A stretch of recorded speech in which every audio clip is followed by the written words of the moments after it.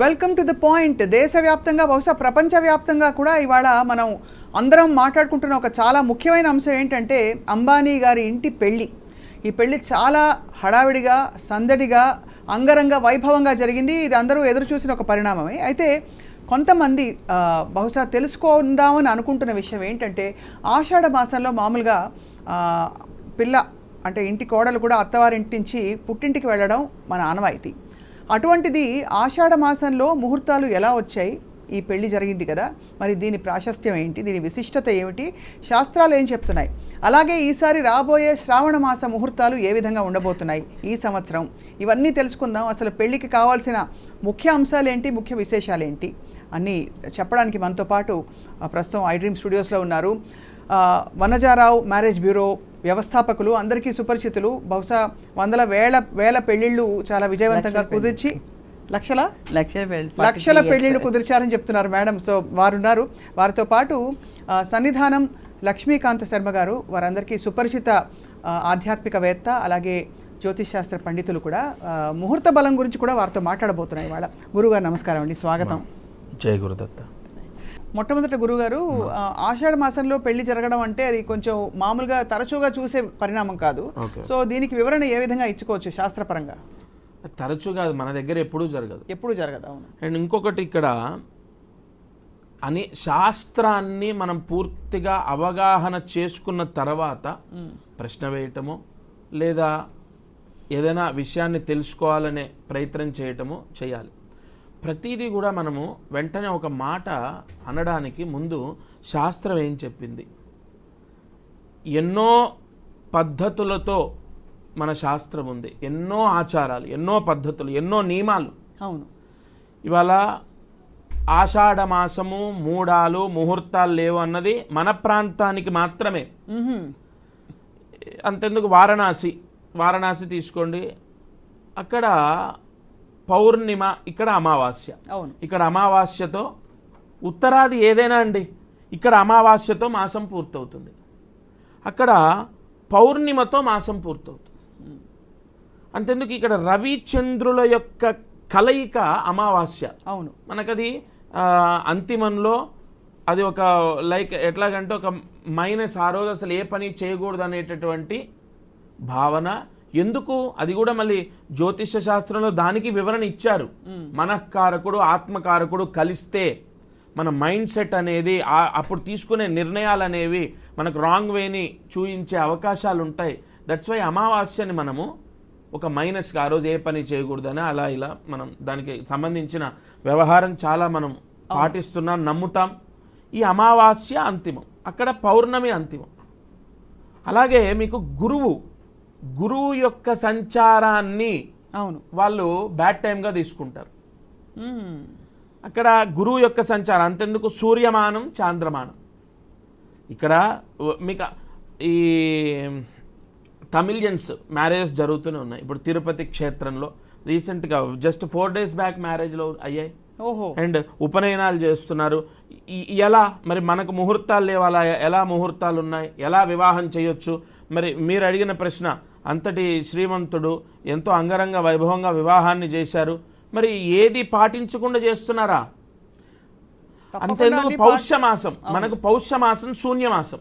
పౌష్యమాసంలో ఉత్తరాది ప్రాంతంలో ప్రతిష్టలు, దేవాలయ ప్రతిష్టలు చేస్తారు. అవును. స్వామివారు జగద్గురువులు ఇప్పుడు ఎక్కడైనా మూఢ్యంలో ఆ ఉత్తరాది ప్రాంతంలో ఎలా తీసుకుంటారంటే, అంతిమ కాలం, ప్రథమ కాలం ఉంటుంది, మధ్యకాలం ఉంటుంది. ఉత్తరాది ప్రాంతంలో అంతిమ కాలానికి, ప్రథమ కాలానికి దోషం లేదు. అంతెందుకు, కుంభాభిషేకం చేశారు మరి జగద్గురువులు. అవును. కాబట్టి ఇక్కడ ప్రాంతాన్ని బట్టి ఖచ్చితంగా ముహూర్త భాగం మారుతుంది. ఎలా అండి? అలా ఎలా పంచాంగం మారుతుందా, పుస్తకం మారుతుందా? ఎస్, సూర్యోదయాత్. ఇక్కడ మనం పంచాంగాన్ని కానీ లేదంటే మన ముహూర్తాన్ని కానీ ఎలా రాస్తున్నాం? మిథున లగ్నానికి వివాహం చేయమంటున్నారు, లేదంటే కర్కాటక లగ్నము, ఈ లగ్నానికి లగ్న శుద్ధి ఉందా, ఉపనయనం అయితే అష్టమ శుద్ధి ఉందా, ఇవన్నీ మనము పంచాంగంలో చూసుకొని ఎలాగైతే మనం ముహూర్తాన్ని పెడుతున్నామో, సూర్యోదయానికి సంబంధించి, చంద్రోదయానికి సంబంధించి పూర్తి ఆధారంతోనే ఆ ముహూర్తాన్ని తీసుకుంటున్నాం. మహానుభావులు సిద్ధాంతులు రాసింది కూడా ఆ ఆధారంతోనే. అంతెందుకు, 2051లో ఇప్పుడు ఒక అత్యంత గొప్ప సిద్ధాంతి, చాలా ఫేమస్ అయినటువంటి ఒక పంచాంగంలో 2051 వరకు రాశారు ఆయన పంచాంగం.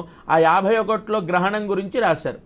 మరి అదే టైంకి మనకు ఆ సూర్యగ్రహణం అయితే సూర్యుడు చీకటి అయిపోవడం, ఇవన్నీ కూడా సూర్యోదయం, సూర్యకాలం. ఇప్పుడు మీకు బెనారస్, కాశీ, వారణాసికి ఇక్కడికి సూర్యోదయానికి కాల వ్యవధి ఉంటుంది. ఖచ్చితంగా. ఇప్పుడు ఆంధ్ర రాష్ట్రం, తెలంగాణ రాష్ట్రం తీసుకోండి, 11 నిమిషాల సమయం వ్యవధి లేదా 9 నిమిషాలు ప్రాంతాన్ని బట్టి. సో అలా మనకి అంటే అలా అన్వయించుకుంటే ఖచ్చితంగా ఉత్తర భారతదేశంలో ఆషాఢ మాసం అనే పాటింపులు ఉండవు. ఏమండి ఒకటి చెప్పనా, ఇప్పుడు కొన్ని మాసాలు, ఇప్పుడు మన కార్తీక మాసం ఉంది, చాలా పవిత్ర మాసం అని విపరీతమైన ఉపవాసాలు, తల స్నానాలు, దీపారాధనలు ఎన్నో చేస్తుంటాం కదా. ఈ కార్తీక మాసంలో ఉత్తరాది ప్రాంతంలో శూన్యమాసం, కొన్ని రోజులు శూన్యం, వాళ్ళు ఏ శుభ కార్యక్రమం చేయరు. తులసీ కళ్యాణం, కలికి ద్వాదశి అని మనం తీసుకుంటాం. ఆ ద్వాదశి పూర్తయ్యేంత వరకు వాళ్ళకు అది అంటే ఆ టైం అనేది అంత శుభం కాదు శుభ కార్యక్రమాలు చేయడానికి.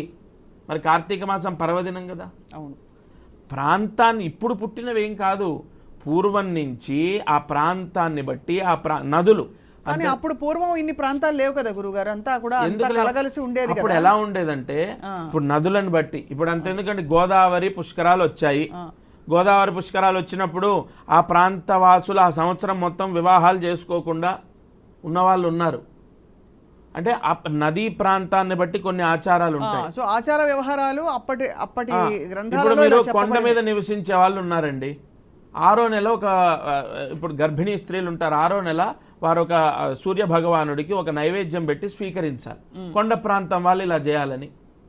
అవన్నీ కూడా ఏదో ఒక ఇన్సిడెంట్ని ఆధారంగా తీసుకొని పుట్టినవి, శాస్త్రాన్ని గ్రహస్థితిని అన్వయం చేసి రాసినటువంటివి ఇవన్నీ. చాలా చక్కగా మొదలుపెట్టి వివరించారు శర్మ గారు. వనజ గారు, మీరు బహుశా లక్షల పెళ్లిళ్ళు చేయించారు విజయవంతంగా. ఈ పెళ్లి చూస్తే ఏమనిపించింది? అంగరంగ 2 కళ్ళు చాలవన్నట్టుగా, అసలు ఒక తారలు దిగి రావడమే కాకుండా వాళ్ళందరూ మనస్ఫూర్తిగా వాళ్ళ ఇంటి పెళ్లి అన్నట్టు చాలా శుభకరంగా ఎంజాయ్ చేశారు. ఏమనిపించింది వనజ గారు? అంటే ఇప్పుడు పెళ్ళిళ్ళు బాగా మామూలు ఒకరోజు పెళ్లితో ఇప్పుడు 5 రోజులు 6 రోజులు రకరకాల ఈవెంట్స్, హడావిడి ఎక్కువ అయిపోయింది. సో మీకేమనిపించింది ఈ పెళ్లి చూసి?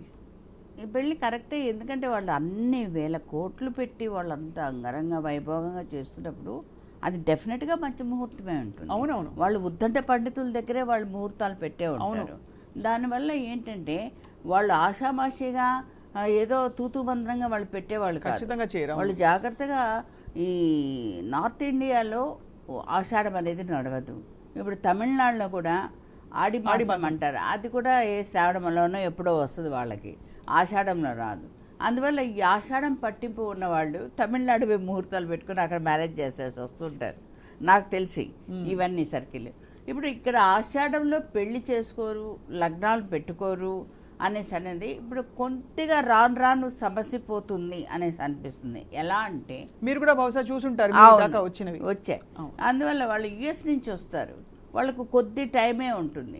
అప్పుడు మళ్ళీ వాళ్ళు మంచి ముహూర్తాలు అప్పుడు రండి అంటే వాళ్ళకి అక్కడ ఇవ్వరు, సెలవు ఇవ్వరు, వాళ్ళు రాలేరు. వాళ్ళకు ఉన్న మళ్ళీ వాళ్ళకి ఏదైనా ప్రాజెక్ట్ వర్క్స్ పడితే వాళ్ళు స్టక్ అయిపోతారు. అలాంటప్పుడు ఏంటంటే ఆషాఢంలో ఏ కొండ మీదనో ఏ గుళ్ళల్లోనో, ఎందుకంటే బంగారు గడప దాటితే ఆక్షేపణ ఉండదు అనేసి పెద్దవాళ్ళు అంటుంటారు. నిజంగా ఆషాఢం అంటే దాన్ని శూన్యమాసం అంటారు, కత్తిరమాసం అంటారు, అదేదో అతకదు అనేసి అంటారు. అవన్నీ నిజమే. కానీ ఇప్పటి రోజుల్లో మాత్రం రాను సమసిపోతున్నాయి. కానీ నార్త్లో మాత్రం వాళ్ళు పెట్టిన ముహూర్తం కానీ ముహూర్త బలం కానీ చాలా బలమైన ముహూర్తం పెట్టారు కాబట్టి అంత గ్రాండ్గా మ్యారేజ్ జరుగుతుంది. అంతమంది పిలిచిన వాళ్ళందరూ కూడా మన నుంచి కూడా వచ్చిన వాళ్ళు కూడా అందరూ వచ్చి చాలా ఆశీర్వదిస్తున్నారు. అందువల్ల ఇదేంటంటే వీళ్ళు ఈ ఆషాఢంలో చేసుకున్నారే ఏమైపోతారో ఈ దంపతులు అనే క్వశ్చన్ కాదు, మంచి ముహూర్తంలో మంచి శుభకార్యం జరుగుతుంది అనేసి ఆలోచించాలి. ఇప్పుడు ఒరిస్సాలో ఉంది, ఇప్పుడు మనకు ఇది ఇది ఉంది చూడండి, రథచక్రాలు తిరుగుతాయి, పూరి జగన్నాథ్ ఉంది. అది అయిపోయిన నెక్స్ట్ డేనే వాళ్ళు పెళ్ళిళ్ళ ముహూర్తాలు మొదలు పెట్టేస్తారు. పూరి జగన్నాథం వచ్చి ఆషాఢంలో నడుస్తుంది, ఆషాఢం నుంచి పెళ్ళిళ్ళు మొదలవుతాయి. మనకు అమావాస్య నుంచి అమావాస్యకి నెల అవుతుంది, కరెక్టే. వాళ్ళకి పౌర్ణమి నుంచి పౌర్ణమికి నెల లెక్క పెడతారు. పౌర్ణమి నుంచి పౌర్ణమి పౌష్యమాసంలో అమ్మా, పౌష్యమాసంలో ప్రతిష్టలు చేస్తారు అక్కడ. అదేంటి నా కోడలు భువనేశ్వరి కాబట్టి నా కోడలు అదే నవరాత్రులు నడుస్తున్నాయి కదా, అప్పుడు ఏంటి అయిపోయిందంటే లేదా మా పౌర్ణమితో అయిపోయింది కదా అంటారు. మన అమావాస్యతో మనకు అయిపోయింది నవరాత్రులు, కానీ వాళ్ళకి అలా కాదు. అందువల్ల ఏ ప్రాంతంలో జరిగేటివి అచ్చట ముచ్చట అవన్నీ మనం సంతోషించాలి, అభినందించాలి. కానీ ఇది మాకు ఆషాఢం, ఇది మాకు శూన్యమాసం, మాకు కత్తిర మాసం, ఇది మీరు చేయకూడదు కదా అనే ప్రసక్తే ఉండదు. అయితే చాలా మందికి సందేహం ఉంది, వెసులుబాటు ఉందా అంటే అందరూ ఇలా చేసుకోవచ్చునా, జాతకాల పరంగా ఏమైనా పరిహారాలు ఉంటాయా వంటి చాలా ప్రశ్నలు వస్తాయి. అంటే మీరు అన్నట్టు నిజంగా అమెరికా నుంచో లేకపోతే వేరే దేశాల నుంచి వెళ్ళడానికి సమయం తక్కువ ఉంది కాబట్టి చూడడానికి ఉండదు. అలాంటి వెసులుబాట్లు ఏమైనా మిమ్మల్ని అడుగుతుంటారా? తప్పకుండా అడుగుతూ ఉంటారు. కొన్ని ప్రాంతాల్లో వెళ్ళి చేసుకుంటూ ఉంటారు మ్యారేజెస్. అందువల్ల ఎక్కువగా కూడా ఈ శ్రీనగర్ కాలనీ వెంకటేశ్వర స్వామి గుడిలో కానివ్వండి, తిరుపతి కొండ మీద కానివ్వండి, యాదగిరి గుట్టలో కానీ ఇలాంటివి ఎక్కువ చేస్తూ ఉంటారు. ఎందుకంటే అక్కడ చేస్తే ఏ దోషాలు అంటవు అనేసి కూడా ఆ నమ్మకం అనేది ఉంది కాబట్టి. ఇప్పుడు ప్రతిదీ స్పీడ్ యుగం అయిపోయింది. ఈ స్పీడ్ యుగంలో ఫాస్ట్గా ఏదో మనకు మళ్ళీ వచ్చిన వాళ్ళు అంత దూరం నుంచి రాలేరు కదా అనేసి కూడా అంటుంటారు. పాత రోజుల్లో మాఘమాసంలో ప్రసిద్ధి పెళ్ళిళ్ళకు అంటారు. ఎందుకని అప్పుడు మంచి పంటలు పండుతాయి, వాళ్ళకు మంచి కాయగూరలు ఉంటాయి, మంచి పాలు ఉంటుంది, బాగుంటుంది, అన్నీ బాగుంటుంది. కాబట్టి వాటితో పాటు ఉత్తరాయణ పుణ్యకాలం అక్కడ మనకు. మీకు అక్కడ రవి సంక్రమణం జరిగిన తర్వాత శుభగ్రహాల యొక్క యోగం ఎక్కువ ఉంటుందమ్మా. ఇటు అమ్మగారు చెప్పినట్టు ఆర్థికంగా వారు పరిపుష్టిగా ఉంటారు, అండ్ దానికి పంట పొలాలు బాగా వస్తాయి కాబట్టి ఇంకా అనుకున్న దానికంటే కూడా గ్రాండ్ గా మ్యారేజ్ చేయడానికి వాళ్ళకి అవకాశం ఉంటుంది, ఆనందంగా ఉంటుంది. బంధువర్గాలు కూడా వాళ్ళకి సెలవులు ఎక్కువ ఉంటాయి కాబట్టి వాళ్ళు కూడా ఎంజాయ్ చేయడానికి అవకాశం ఉంటుంది. ఇంకా రాను ఈ ఆషాఢం అనేటప్పటికీ అకాల వర్షాలు అనేసి రావడం, ఈగలు దోమలు, ఎందుకంటే మామిడి పళ్ళ సీజన్ అయిపోతుంది కాబట్టి ఇవన్నీ రావడం, అనేక రోగాలు చుట్టుముట్టుకోవడం, ఇలాంటివన్నీ ఒక డిస్టర్బెన్స్, గజిబిజి గందరగోళంగా ఉంటుంది. అందువల్ల ఇలాంటివి కూడా కొంతమంది ఇలాంటి పెళ్ళిళ్ళకి వచ్చి మాఘమాసమే బెటర్ అంటారే కానీ మిగతా మాసాలకి వెళ్ళరు. రైట్. రాబోయే శ్రావణ మాసం కూడా చాలా పవిత్రమైన మాసం అన్ని విధాలా కూడా. అంటే అందరూ వరలక్ష్మి వ్రతం చేసుకునే శుక్రవారాలు అమ్మవారిని కొలుచుకుంటారు. సో గురుగారు, ఈ రాబోయే శ్రావణ మాసం ఎలా ఉంది? ఈసారి పెళ్ళిళ్ళ సీజన్ ఇప్పటి నుంచి మొదలవుతుంది బహుశా. ఈ వివాహం అంటే ముందు ఒక చిన్న మాట చెప్పి నేను అది ప్రారంభిస్తాను. ఇప్పుడు వారు ముఖేష్ అంబానీ గారి వంశము తీసుకున్న నిర్ణయం వారి సొంత నిర్ణయం ఏం కాదు. ఇప్పుడు వీరు చెప్పినట్టు అక్కడ బార్హస్పత్యమాన ప్రకారం సూర్యమానం, చంద్రమానం, బార్హస్పత్యమానం ఇవన్నీ ఉంటాయి. అండ్ మనం చెప్పినట్టు సూర్య చంద్రుల యొక్క మీరు ప్రాంతాన్ని, మీరు ఇక్కడి నుంచి అమెరికాకి వెళ్తే టైం 12 అవర్స్, 9.5 అవర్స్, 10 అవర్స్ ఎలా డిఫరెంట్ అయితే ఉంటుందో మీకు తిథులు కానీ లగ్న కాలం కానీ ఇవన్నీ కూడా మనకు ప్రాంతాన్ని బట్టి మారుతుంటాయి. అలాగే ఒక్క మాట చెప్పేది ఏంటంటే వాళ్ళ కుటుంబానికి వారు చేసినటువంటి ఈ వివాహము ఎంతోమంది ఆశీస్సులతో వారు భార్యాభర్తలు, ముఖ్యంగా వారి అబ్బాయి ఆరోగ్యంతో ఉండాలి, వారి అన్యోన్య దాంపత్యంతో ఉండాలి, అది మనస్ఫూర్తిగా కోరుతున్నాను. అండ్ దీనికి ఒక క్లారిటీ ఏంటంటే వారు బార్హస్పత్యమాన ప్రకారం వాళ్ళ పండితులు ఎవరైతే ఆ ప్రాంతానికి సంబంధించి ఏదైతే ఆ సిద్ధాంత భాగం ఉందో అంతెందుకండి ముహూర్త గణపతి, ముహూర్త దర్పణం, ఎన్నో పుస్తకాలు, గ్రంథాలు మనకు అనేక గొప్ప విషయాలని వర్ణించాయి. ముందు అసలు వాటి పేర్లు కూడా మనకు తెలియదు. ఇప్పుడు మీరు అనే కామెంట్ చేసే వాళ్ళకు. దట్స్ వై తప్పకుండా ఆ కుటుంబం సంతోషంగా ఉండాలి, ఆ దంపతులు చల్లగా వర్ధిల్లాలి, ఆ ముహూర్తంలో దోషం లేదు. అండ్ ఇక ఎంతోమంది ఇక్కడ ఆత్మతృప్తి అయింది, వారి ఆతిథ్యాన్ని స్వీకరించారు, అందరి ఆశీస్సులు ఉంటాయి. మనం కూడా ఈ రకంగా ఆశీర్వదిస్తున్నాం. ఇక శ్రావణ మాసానికి వెళ్తే శ్రావణ మాసంలో ముహూర్తాలు ఉన్నాయమ్మా, కానీ ప్రతి సంవత్సరం లాగా కాకుండా అంటే ఎలా అంటే 75%, 70% పెట్టుడు ముహూర్తాలు, ఇక బ్రహ్మాండమైన ముహూర్తాలు 50%, 55% ఉన్నాయి. ఏది రేపు ఆగస్టులో. బ్రహ్మాండమైన 40% ఉన్నాయి అదే అంటున్నారు. ఎందుకంటే మనకు లాస్ట్ టైం గత సంవత్సరం వాటితో నెలంతా నిండా ఉండేవి. అవును, ఇప్పుడు పెట్టుడు ముహూర్తాలతో కలిపి నేను చెప్పింది. అవును, మనకి ఇక ఫుల్ ఫ్లెడ్జ్డ్గా అంటే అక్టోబర్ ఎండింగ్, నవంబర్, డిసెంబర్ విపరీతంగా ఉన్నాయి చాలా. ఎందుకంటే అక్కడ ఎక్కడ చూడండి ముహూర్తాలు ఉన్నాయంటే ఏదో మా వెసులుబాటో, పౌరోహితుల వెసులుబాటో, లేదా వీరి వెసులుబాటో, కళ్యాణ మండపాల వెసులుబాటో కాదండి. శుభగ్రహాల యొక్క వీక్షణ యోగం ఆ లగ్నం పైన ఉన్నప్పుడు ఆ మాసము ఎంతో అద్భుతం అవుతుంది. అందుకే ఆ మాసంలో విశేషమైన ముహూర్తాలు పంచాంగంలో రాసేస్తారు. అది నాకు ఒక డౌట్. శుభగ్రహాలన్నీ ఒక చోట ఒక లగ్న బలంలో బలంగా కలిసాయి, ఈ రోజే మంచి రోజు, ఈ రోజు కొన్ని లక్షల పెళ్ళిళ్ళు అవుతున్నాయి హైదరాబాద్లో అనేసి ఎన్నోసార్లు వింటూ ఉన్నావు కదా. నాకు అదే డౌట్. ఇన్ని పెళ్ళిళ్ళు ఇన్ని లక్షలంటే దొరికిన చోటంతా వాళ్ళకి డిమాండ్ ఎక్కువైపోయింది. ఏ హోటల్ కానీ ఏ గార్డెన్ కానీ ఏదైనా చేసేస్తున్నారు, అంతే వెన్యూది. అంత చేసినప్పుడు చేసినవన్నీ సఖ్యతగా ఉన్నాయా? లేవు కదా. ఎందుకంటే అంత గట్టి ముహూర్తం, అది ముడుముళ్ళ బంధం, అది పీఠముడి లాగా గట్టిగా పడిపోతుంది అన్నప్పుడు అందరూ హ్యాపీగా ఉండాలి కదా. అది మళ్ళీ వాళ్ళ కర్మ ఫలితం అండి. ఇప్పుడు ఆ తండ్రి ఆ తల్లి ఇప్పుడు ఏమండి, తల్లి తండ్రి చేసినటువంటి పూర్వజన్మ సుకృతము పుణ్యకర్మ వల్ల కొడుకులకు పిల్లలకు వాళ్ళ స్టేటస్, వాళ్ళ ఆరోగ్యం, వాళ్ళ రాజయోగం.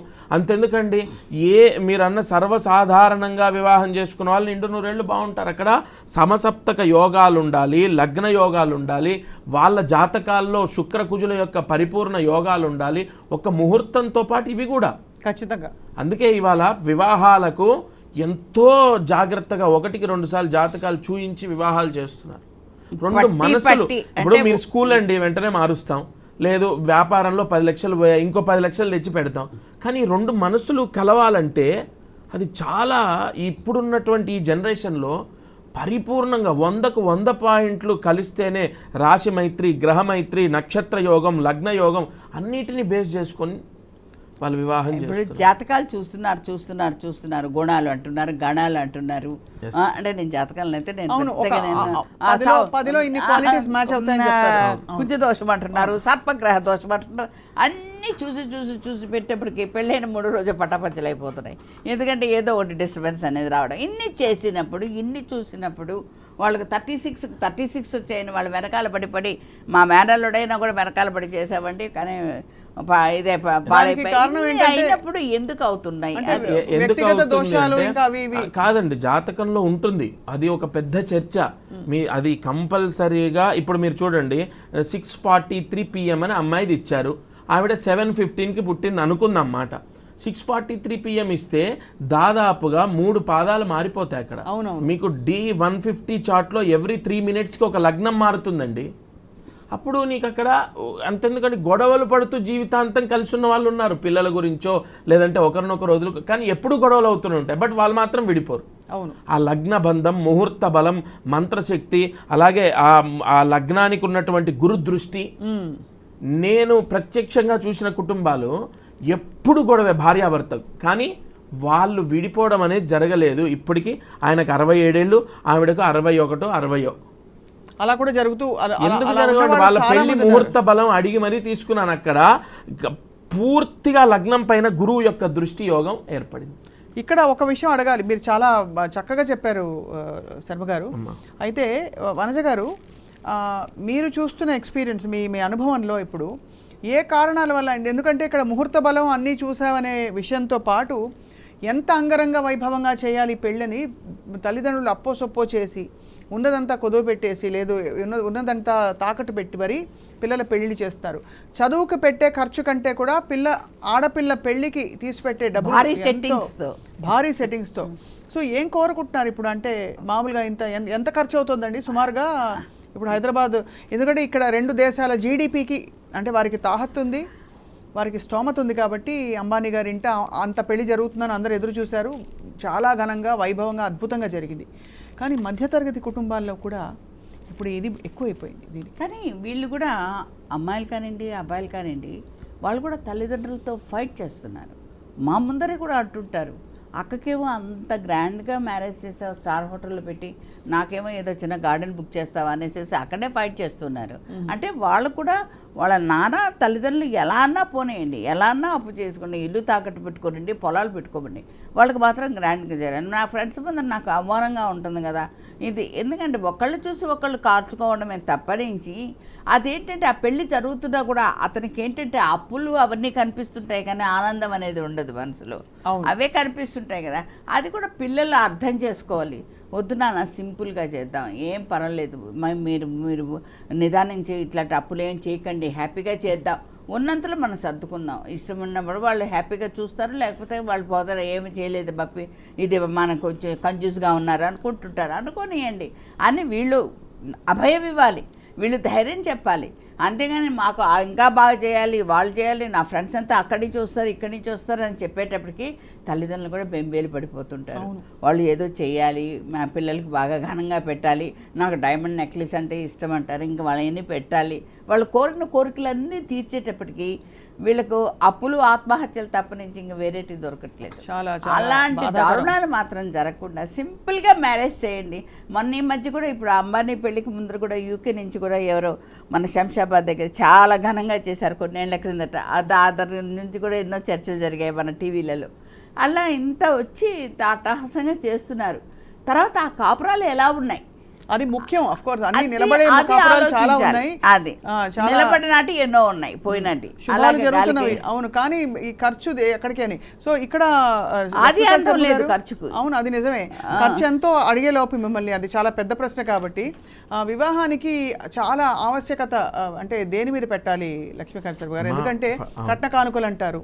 ఇప్పుడు ఇప్పుడు కాలక్రమంలో సామాజిక అంశాలు చాలా వచ్చేసాయి. అంటే మా ఇష్టంగా ఇస్తున్నాం, ఈ కానుకలు కట్నం కాదు అని చట్టం ఏం చెప్తున్నా కూడా అది వాళ్ళ స్టేటస్ అండి, వాళ్ళ స్టేటస్ని బట్టి. ఇక్కడ వివాహానికి ఇప్పుడు ఒక పంతులు గారినో, ఒక గురువు గారినో, ఒక సిద్ధాంతి గారినో ఏం చూడాలని అడిగితే నేను చెప్పే సమాధానం ఫస్ట్ అత్యంత ముఖ్యమైనటువంటిది ముహూర్త భాగం. ముహూర్తం చూసుకోవాలి, సమయానికి సకాలంలో ఇంత ఆ వేడుకని మనం ఎలాగైతే సెలబ్రేట్ చేసుకుంటున్నామో, ఇంత ఖర్చు పెట్టి ఇంత తిరిగి ఇంత చేస్తున్నామో, ముహూర్తానికి కూడా ఖచ్చితంగా అదే ప్రాధాన్యత ఇవ్వాలి. 10:43 ముహూర్తం అంటే ఏదో ఇష్టం వచ్చినట్టుగా కన్వీనియంట్ టైం అని రాయరండి పంచాంగాల్లో. ఆ సమయంలో మంగళసూత్ర ధారణ, సమయంలో జీలకర్ర బెల్లం పెట్టాలి. అక్కడ చదివేటటువంటి మంత్రమే సుముహూర్తం, అది జరగాలి. అండ్ మాంగళ్య ధారణ కానీ సరే, ఆ ముహూర్తం సకాలంలో జరగడానికి ఇప్పుడు ఉదాహరణ 10:43కి ముహూర్తం అనుకోండి, 10 గంటలకు వచ్చి కూర్చుంటే పురోహితులు హడావిడిగా కొన్ని ఫ్రంట్ చేయాల్సిన బ్యాక్ చేయాల్సిన ఫ్రంట్ చేయాల్సి వస్తుంది. ఎందుకంటే ముహూర్తానికి అంత ప్రాధాన్యత ఇచ్చారు. ఇప్పుడు దానివల్ల నష్టపోయేది ఎవరు? జీవితంలో ఒక్కసారి పెళ్లి చేసుకునేది, నష్టపోయేది ఎవరండి? కానీ ముహూర్తాలు చూసి అన్ని సవ్యంగా చేసిన చోట అన్ని బాగా జరుగుతాయా గురుగారు? అంటే లేక వనజ మేడం చెప్పినట్టు ఇతర అంశాలు అంటే మనస్పర్ధలు కావచ్చు. మనస్పర్ధలు అనేది మీ వ్యక్తిగతంగా మీరు ఆలోచించుకోవాలి. ఇప్పుడు ఎంతో గొప్ప చదువులు చదివి ఒక నాలెడ్జ్ని గెయిన్ చేసుకున్న వాళ్ళు ఐఏఎస్లు విడిపోతున్నారు, లేదంటే పెద్ద పెద్ద డాక్టర్స్ విడిపోతున్నారు, సెకండ్ మ్యారేజ్ అవుతున్నాయి. ఇక్కడ అంతెందుకంటే సెకండ్ మ్యారేజ్ చేసుకున్న తర్వాత లైఫ్ హ్యాపీగా ఉన్న వాళ్ళు ఉన్నారు. ఓకేనా? అంటే ఇక్కడ కావాల్సినటువంటిది ఒకరికొకరు అండర్స్టాండింగ్ లేకపోవడం. ఆవిడకు పెళ్ళే జాతకంలో లేదు, లేదంటే ఆవిడ ముహూర్తమే చెడ్డది, ముహూర్తాలు అన్నీ చూసినా కూడా వాళ్ళు కలిసి ఉంటారని గ్యారంటీ ఇస్తారా? మరి సెకండ్ మ్యారేజ్ వాళ్ళిద్దరు జాతకాలు చూసుకొని చేసుకున్న తర్వాత ఇప్పుడు యూకేలో ఉన్నారు, ఇద్దరు అమ్మాయిలు, వాళ్ళకు హ్యాపీగా ఉన్నారు లైఫ్. అలా కూడా జరిగిన నాకెందుకు అంత బండ గుర్తుంటే, నా మొట్టమొదటి పెళ్ళి నా పురోహితం నేను ప్రారంభించినప్పుడు నా చేతి మించి చేసిన పెళ్ళి అది తిరుపతిలో నేను చేశాను. రైట్. కాబట్టి ఇక్కడ ఒకటమ్మా, మేము చెప్పే ముహూర్తాలు, మేము చెప్పే జాతకాలు ఇవన్నిటితో పాటు అసలు అత్యంత ముఖ్యమైనది మీరు ప్రతి చిన్న విషయానికి అరవటం, ప్రతి చిన్న విషయానికి ఈగో క్లాసెస్, ప్రతి చిన్న విషయానికి గొడవలు పడితే ఎంత పెద్ద జాతకం బాలేని వాళ్ళైనా బాగున్న వాళ్ళైనా అవి నిలబడవు. బంధాలు ఏ బంధాలైనా అంతే కదండి. వివాహం 100% ఇక్కడ విభిన్నమైన రాసుల్ని కానీ విభిన్నమైన నక్షత్రాలని కానీ కలిపినప్పుడు పేర్ల మీద ఇప్పుడు వారు అన్నట్టు హడావిడిగా వచ్చి ఎక్కడో తమిళనాడు వెళ్ళి పెళ్లి చేసుకుంటా అంటారు, అక్కడ దోషం ఏర్పడుతుంది. అక్కడ దోషం ఏర్పడుతుంది. అంటే తమిళనాడు వెళ్ళినంత మాత్రాన ఎలా మారుతుందండి అంటే వాళ్ళ ఇంటి ఆచార వ్యవహారాలు ఇప్పుడు నేను వెళ్తాను, నేను వెళ్ళి కాశీలో కూర్చొని అలా కాదండి. ఆ దోషమే. నువ్వు పుట్టిన పుట్టుకెక్కడ, నీ లగ్నము, నీ నక్షత్రాన్ని, నువ్వు ఫలానా నల్గొండలో పుట్టావని చెప్పి నేను లగ్నం తీసుకొని ఆ డిగ్రీలు, లగ్నం ఎన్ని డిగ్రీలో పడింది, మళ్ళీ ఆ లగ్నం ఎన్నో పాదంలో వచ్చిందని రాస్తున్నప్పుడు నీ పెళ్లి ముహూర్తం నేను అలాగే పెట్టాను కదా, నువ్వు వెళ్ళిపోయి ఇక్కడ ముహూర్తాలు అమెరికాలో టైం వెళ్ళి అసలు లైఫ్లో ఒక్కసారే కదా పెళ్లి చేసుకునేది అనే ఆ ఆవేదనతో నువ్వు లేదా ఆలోచనతో టైం తీసుకొని ఇంకో 6 months 4 months ఆగి ఇక్కడే ఉన్న ముహూర్తంలో పెళ్లి చేసుకోవాలి. చూడమ్మా, అన్ని గుణాలు, గణాలు, టైంలు అన్నీ చూసుకొని పర్ఫెక్ట్గా పెట్టినా కూడా అవి సక్సెస్ కాలేదని నా ఉద్దేశం. ఎందుకంటే ఇప్పుడు Apollo hospital doctors, rainbow hospital doctors వీళ్ళంతా వస్తుంటారు, లేడీ డాక్టర్స్. నేను time of birth, place of birth కూడా రాసుకోండి అంటే వాళ్ళు అంటూ ఉంటారు, మేము లేబర్ వాళ్ళే ఎంత కష్టపడుతున్నాం మాకేం తెలుసు, మీకేం తెలుసండి. ఆ బిడ్డను తలకిందులేసి ఏడ్చేంత వరకు మేము నీళ్లు జల్లేసేసి ఆ బిడ్డను అంతా టచ్ చేస్తుంటాం, ఎక్కడ ఏడుపు వినపడాలి కాబట్టి. ఆ బిడ్డ ఏడ్చేంత వరకు అప్పుడు మేము క్లీన్ చేసి తీసుకొని వస్తుంటాం. మీరు డేట్స్ అన్నీ రాస్తుంటారు. గడియ మారితే జాతకం మారినట్టే కదా. పాత రోజుల్లో వచ్చి శిరసోదయం అనేసి రాణిగారు డెలివరీ అవుతున్నా కూడా కట్టిన పక్కన సిద్ధాంతులు ఉండేవాళ్ళు. వాళ్ళు ఒక శిరస్సు రాగానే పుట్టేది ఆడ మగ, పుట్టేది దేశానికి మంచిదా లేకపోతే అరిష్టమా అనేసి చెప్పేటప్పటికి వాళ్ళు ఆ బిడ్డను ఉంచుతారో పోగొడతారో అది వేరే సంగతి అండి. ఈ జాతకాలు మాత్రం ఎన్ని ఇట్లా వచ్చేస్తాయి. ఇప్పుడు అలా కాదు కదా, టైం చూసి డేట్ చూసి ఆపరేషన్లు చేసి తీసేస్తున్నారు బిడ్డల్ని. ఇప్పుడు దానిలో జాతకాలు ఎలా తెలుస్తుంది? ఎలా తెలుస్తుందంటే గురువు మకర రాశిలో ఉన్నాడండి, సంవత్సరం మొత్తం ఉన్నాడు. ఆ మకర రాశిలో గురువు నీచ. ఇప్పుడు మీరు ఎంత టైం చూసి ఎంత ఇచ్చినా కూడా ఆ గురువు మకర రాశిలోంచి కదలడు సంవత్సరం వరకు. డెలివరీ ఆగుతుందండి 1 year వరకు, కానీ ఆ సంవత్సరంలో పుట్టిన చాలా మంది పిల్లలకు విద్యా దోషం ఏర్పడుతుంది. కన్ఫామ్ అది ఎన్ని చూసుకోండి మీరు ఎక్కడో ఒక దగ్గర. ఇక్కడ ఇంకొకటి, ఇప్పుడు ఉదాహరణకు మా అమ్మాయి ఒక సపోజ్ నేను వాంటెడ్గా కావాలని జాతకాలు నాకు తెలుసు అని చెప్పేసి నేనే ఒక టైం చూసి వాంటెడ్గా నేను ఆపరేషన్ చేసి సిజరిన్ చేసి తీయించాను అనుకోండి, ఎక్కడో ఒక దగ్గర ఆ డాక్టర్, నేను కళ్ళారా ఒక జ్యోతిష్కుడు నాకు చాలా క్లోజ్ ఫ్రెండ్ నన్ను అడిగితే టైం అవి వద్దు, డాక్టర్ డేట్ ఇచ్చింది చేయించు, వచ్చిన లగ్నాన్ని బట్టి ప్రాయశ్చిత్తాలుంటే మనం చేద్దామని చెప్తే వాంటెడ్గా ఆయన ఒక ముహూర్తం తీసుకున్నారు. 10:52 అయితే అదే డాక్టర్కి ఇబ్బంది అయ్యి 11:36 ఆమె సిజరిన్ చేసింది. ఏమండి, కర్మని ఎవ్వరూ మార్చలేరు. అంతెందుకండి, ఇంకొకటి చెప్తాను, ఒక చిన్న ఉదాహరణ. అన్నీ తెలుసు అనుకొని ఒక ఏమీ తెలియని పంతుల దగ్గరికి వెళ్ళి అక్కడ 2 విభిన్నమైనటువంటి గ్రహాల కలయికలో ఒక జననాన్ని వీళ్ళు చేశారు. అంటే ముహూర్తం రాసుకొని ఆ డేట్లో డెలివరీ చేసుకున్నారు వాళ్ళు, ఏది సిజరిన్ చేయించారు. అతనికి మైండ్ అనేది ఇంకా అప్గ్రేడ్ అవ్వలేదు. చూడండి, యాక్చువల్లీ మీరు ఒక డాక్టర్ దగ్గరికి వెళ్తారమ్మా, లేదా ఒక పంతుల దగ్గరికి వెళ్తారు, ఆయనకు నాలెడ్జ్ ఎంత ఉందనేది మీకు ఐడియా ఉండదు. జస్ట్ మీరు వెళ్తారు, అది కూడా మీ టైము మీ కర్మను బట్టి మీరు రాంగ్ డైరెక్షన్లో వెళ్ళాలా రైట్ డైరెక్షన్లో వెళ్ళాలి ఉంటుంది. మీరు వెళ్ళి కనుక్కొని పలానా జూలై పలానా 29వ తారీఖు మీకు ఆపరేషన్ బాగుంటుందని రాసిస్తాడు ఆయన.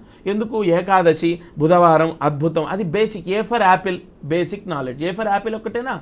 ఏ ఫర్ యానిమల్, ఏ ఫర్ ఎన్నో ఉన్నాయి కదా. అప్పుడు బేసిక్గా ఏకాదశి, బుధవారం, బ్రహ్మాండం అని అంటారు. కానీ అక్కడ నక్షత్ర దోషమో, నక్షత్రాధిపతి దుస్థానంలో ఉండడమో, లగ్నము అక్కడ 2 పాపగ్రహాల మధ్యలో లగ్నం ఉండి పాపార్గలం పడడమో, ఇది మళ్ళీ కర్మ. ఆ అబ్బాయి పుట్టుకకు చూడండి కారణం ఎవరయ్యారంటే, ఏది ఏమైనా మీరెంత పరిగెత్తినా 2వ పెళ్ళి అవ్వాలని ఉందనుకోండి, ఏమి చేయలేరు. అసలు 2వ పెళ్ళి అవ్వాల్సిందే అంతే. ఆటోమేటిక్గా 11:13 ముహూర్తం 12:15కి వెళ్ళిపోతుంది. నీకు కారు దగ్గరో, తండ్రి దగ్గరో, ఇంకో దగ్గరో నిద్ర లేవటమో,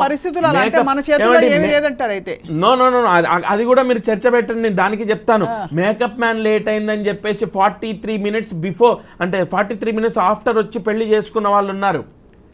అలా ఆ దోషాలు ఏమండి 43 నిమిషాల తర్వాత వాళ్ళు పెళ్లి చేసుకున్నారు, ఇక వాళ్ళు విడిపోతారా, ఎన్నేళ్లలో విడిపోతారు, తీయండి పంచాంగం అంటే ఎస్. దానివల్ల కూడా విడిపోవడమా, గొడవ పడడమా, లేదంటే పిల్లల వల్ల అపకీర్త, లేదు ఇంకొకటి భార్య ఎక్కడో అదేంటండి ఒరిస్సా దగ్గర భువనేశ్వర్లో వర్క్ చేస్తుంది, భర్త ఇక్కడ ఉన్నాడు, 6 years అవుతుంది.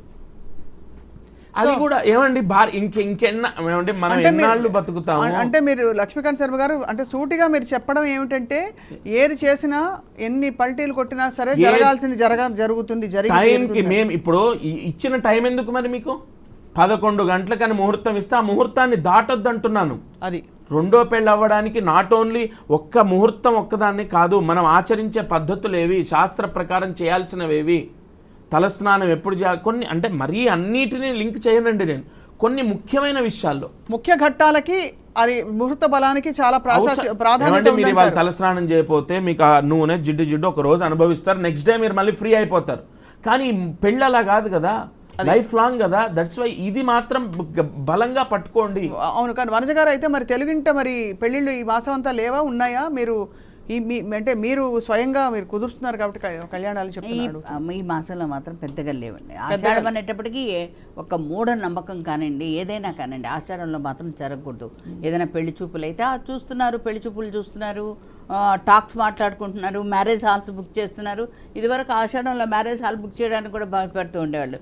ఇప్పుడు ఏంటంటే దాహమైనప్పుడు బావి దవ్వలేం కాబట్టి అన్ని ముందే వాళ్ళు సెట్ చేసుకుంటున్నారు, ఈవెంట్స్ అన్ని కూడా చూసేసుకుంటున్నారు. ఈ పెళ్లికయ్యే ఖర్చు చాలా ముఖ్యమైన ఒక అంశం. మీరు అన్నట్టు ఇందాక ఖర్చులు బాగా పెరిగిపోతున్నాయి. పెళ్లి ఇండస్ట్రీ ఒక ఇండస్ట్రీ అయిపోయింది. ఒకప్పుడు లక్షలో ఉండేది, ఇప్పుడు కోట్లలో పెరిగిపోతుంది. ఇప్పుడు ఎంతండి ఆడపిల్ల పెళ్లి చేయాలంటే సగటున మీరు చెప్పండి, ఒక మధ్యతరగతి కుటుంబానికి ఎంత ఖర్చు అవుతుంది? అవుతుందండి 2 crores అయిపోతుందండి. 2 crores మధ్యతరగతి వాళ్ళకే 2 crores పడుతుంది. ఇంకా బయట వాళ్ళకంటే ఎంత పడుతుంది చూడండి. ఏమిటి అంత ఖర్చు అంటే? ఒక భారీ సెట్టింగ్ అవుతుంది కదండి, ఆ లైట్స్ కి అవుతుంది, ఆ మ్యూజిక్ కి అవుతుంది. ఇప్పుడు ఏంటి ఓన్లీ పెళ్లి తాళిబొట్టు వరకే కాదు కదండి, వాడు హల్దీ ఫంక్షను, మెహందీ ఫంక్షను, తర్వాత ఇంకేదో క్యారియోకే పెట్టి మళ్ళీ వాళ్ళు 1-2 నెలల నుంచి కూడా వాళ్ళు సంగీత ఫంక్షను, ఇవన్నీ చేసుకొని ఈ పెళ్లి తతంగాలు రావాల్సిందే. ప్రతి ఒక్కళ్ళు కూడా మిడిల్ క్లాస్ వాళ్ళు కూడా ఇవన్నీ జరగాల్సిందే. నా ఫ్రెండ్కి అప్పుడు జరిగింది కాబట్టి మాకు కూడా ఇట్లా జరగాల్సిందే, ఆ కజిన్స్కి ఇలా జరిగింది కాబట్టి మాకు కూడా ఇట్లా చేయాల్సిందే అని తల్లిదండ్రుల పీకల మీద కూర్చొని మరీ చేయించుకుంటున్నారు.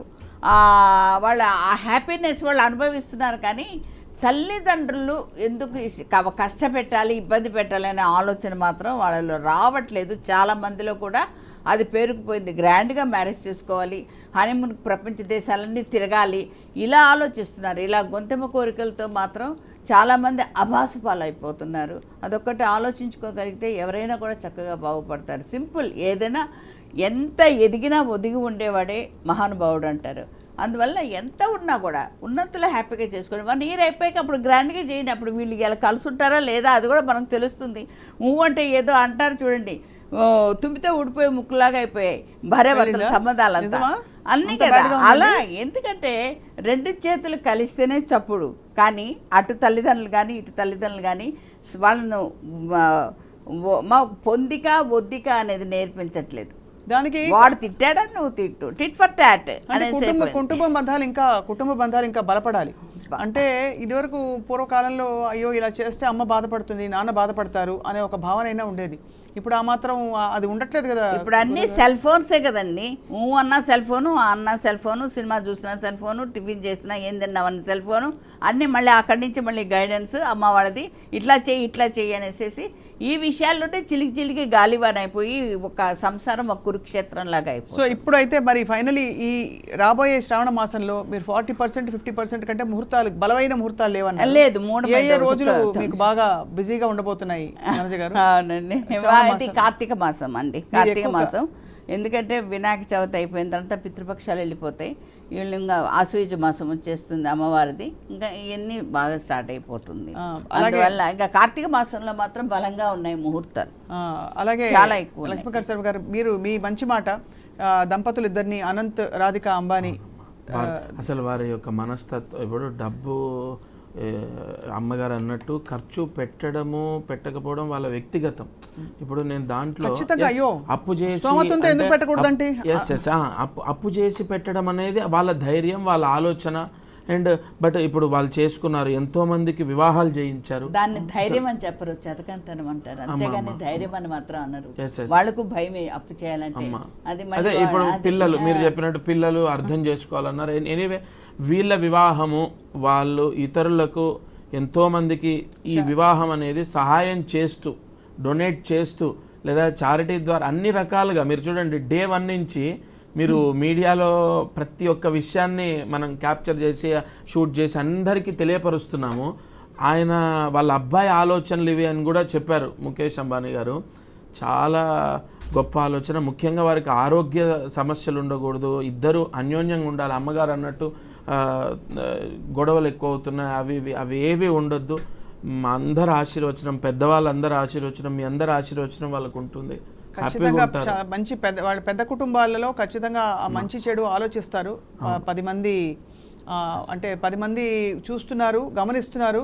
మనం ఒక స్ఫూర్తిదాయకంగా ఉండాలి మన నడవడిక అని ఒక భావన అయితే ఉంటుంది. అమ్మాయి అబ్బాయి వాళ్ళు చదువుకున్న వాళ్ళు కాబట్టి వాళ్ళ ఫ్యామిలీ వాళ్ళు ఎలా వాళ్ళ సంసారం ఎలా దిద్దుకోవాలని వాళ్ళకు ఉంటుంది. అంటే సంసారం అన్నప్పటికీ ఇప్పుడు కాపురం అన్నప్పటికీ కన్నీళ్ళు ఉంటాయి, కష్టాలు ఉంటాయి, ఒడిదుడుకులు ఉంటాయి, కలహాలు ఉంటాయి, అన్నీ ఉంటాయి. అన్నీ కలబోసినప్పుడే కదా ఉగాది పచ్చళ్ళలాగా అప్పుడు అన్ని రకాలు ఉంటాయి. అంతేగాని 24 గంటలు డ్యూయెట్లు పాడుకోవడం కాదు కదా కాపురం. కానీ ముచ్చటేసిన విషయం ఏంటంటే స్వయంగా ముఖేష్ అంబానీ గారు కొన్ని చిన్న ఘట్టాలు జరిగాయి అంతకు ముందు కూడా ఆయన దగ్గరుండి వండించారు.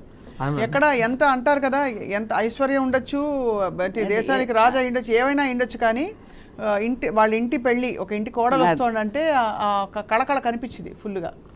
సో ఆ విధంగా అయితే మరి రాబోయే ఫైనలీ లక్ష్మీకాంత్ శర్మ గారు తమరి మంచి మాటలు. రాబోయే శ్రావణ మాసం కోసం ఎవరైనా పెళ్ళిళ్ళు ప్లాన్ చేసుకుంటే ఒక 2 సూచనలు మీ నోట. అలాగే వనజ గారు మీరు కూడా. మ్యామ్, వివాహం అనేది ఒక శుభం, అత్యంత శుభ కార్యక్రమాల్లో వివాహం ఒకటి. అండ్ గృహస్థాశ్రమాన్ని స్వీకరణకు అదొక పెద్ద నాంది. కాబట్టి శ్రావణ మాసంలో వివాహం చేసుకునే వాళ్ళు ముఖ్యంగా ఈ ముహూర్తాన్ని అనుసరించుకొని, ముహూర్తాన్ని దృష్టిలో పెట్టుకొని వేద పండితులు, పెద్దలు, తల్లిదండ్రులు చెప్పినటువంటి యొక్క ఆదేశాలను ఆచరిస్తూ వారు వివాహం చేసుకోవాలి, సంతోషంగా ఉండాలి.